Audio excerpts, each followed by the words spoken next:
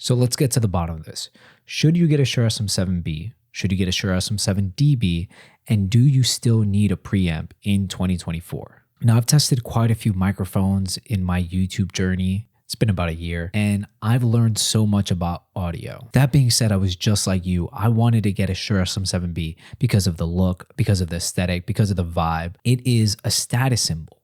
The Shure SM7B and DB are status symbols in the podcast world. So the Shure SM7B is a pretty pricey microphone. It's out of a lot of people's budget, and there's a lot of budget options that are great alternatives. And you know what? I'll actually give you some of those alternatives at the end of the video. But that being said, if you want the Shure SM7B because of its aesthetic, its status symbol, then get a Shure SM7B. There's not a lot of options that you can get that are going to satisfy your desire besides getting a Shure SM7B. And even though it's pricey, you can save up the money for it. So now that you have a Shure SM7B, you've decided on it. Do you need a preamp? Well, the truth is that preamps are a thing of the past. You don't really need a preamp to drive your microphone. Modern audio interfaces are capable of driving the most gain-hungry mics out there, like the Shure SM7B. I mean, even right now, I'm using my Zoom F3. I love this thing. It's a 32-bit float USB-C audio interface with 2 XLR ports, and it is running this beautifully.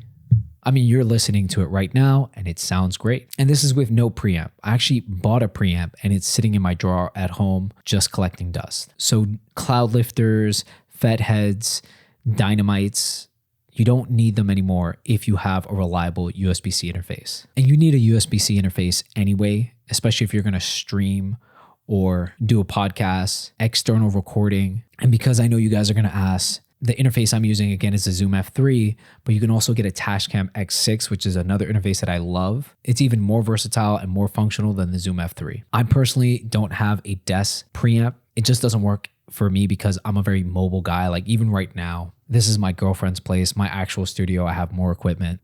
You can come in if you want. Speak of the devil. So yeah, I don't have a desk interface. I don't have a desk audio interface to recommend to you guys. I just don't. Somebody else can cover that for you. Me personally, I like the ability to take my gear mobile. So then obviously you have your answer. The Shure SM7dB is really just a cash grab. Instead of Shure doing something like adding a USB-C or 32-bit flow interface into the mic, kind of like Rode did with their NTG line, they just released a piece of equipment that has a different finish, a different look, slightly, but no real updated features for 2024, which is honestly super disappointing because I wanted to get that mic. And I know what you're saying. Isn't this a Shure SM7dB? Maybe I fooled you for this whole entire video. But the truth is that this is a cheap Shure SM7dB killer and it looks nice. It's got that satin finish. It's got the big pop screen right here, which if you like that, you like that.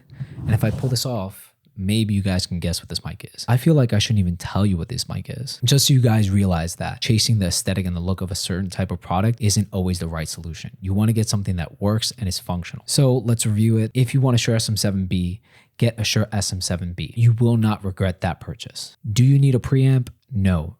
As long as you have a nice audio interface, a modern one, 32-bit flow, USB-C capable, you're golden. This Shure SM7dB is a cash grab and not really worth the money unless you want it for the aesthetic. And now that we're at the end of the video, I might as well give you the reveal and then some other recommendations besides the Shure SM7B that make great microphones. Because what we value in microphones should be clarity, tonality, and versatility. This is a Samson Q9U. It came out quite a while ago and it is what the Shure SM7dB should have been in terms of being XLR and USB-C based, which is awesome. That's the versatility you want in a mic in 2024. It'd be great if they updated with a version with 32-bit float, but I've got a 32-bit audio float recorder right here. So I'll stick with this for now. This mic usually goes for $130 if you can find them, and you can even find them used sometimes. So a great option if you want the Shure SM7dB aesthetic, satin finish. That being said, me personally, if I had to buy a mic and had no mic whatsoever, best bang for buck mic is going to be the EM99B by Mackie. Now I don't have that mic. I wish I had that mic, but for $109, you get the mic, you get an XLR cable, and you get a stand. That's a steal.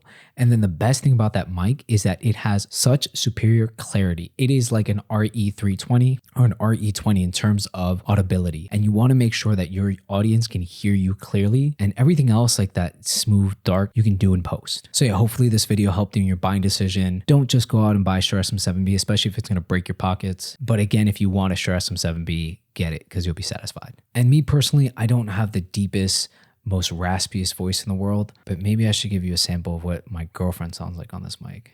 Here, baby, sit right here. You guys are in for a treat. Fucking nuts. What do you want me to say? Tell them what a day in the life looks like for us on a day off. A day in the life on our day off, which is pretty much every day. We have every day off. We do whatever we want to do. Mostly because we work for ourselves. But we woke up this morning, we went for a swim.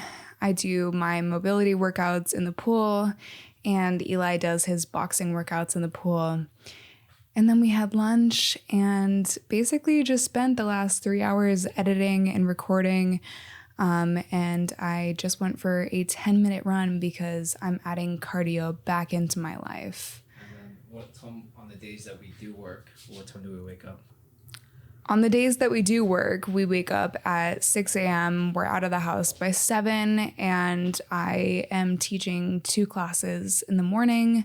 And then we get a break to just go over marketing and content creation schedules, and work on that kind of thing. And then we go back for 6 p.m. and we get home usually around 8. Wake up and do it all over again. And then wake up and do it all over again. Okay, I'm done. Oh man. All right. So yeah.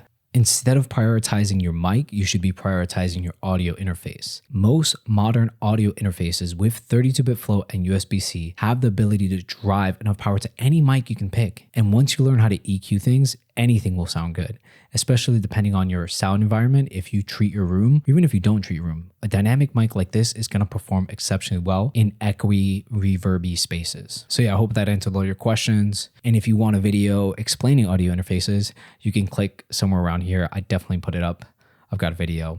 Stay tuned because I probably will get my hands on a Shure SM7B and pit it against this Shure SM7B killer, the Samsung Q9U, at some point in 2024 because there's only so many videos I can make. Time to edit this video, eat some tacos, and make more videos for the internet. Like, comment, subscribe, and remember, if I win, you win.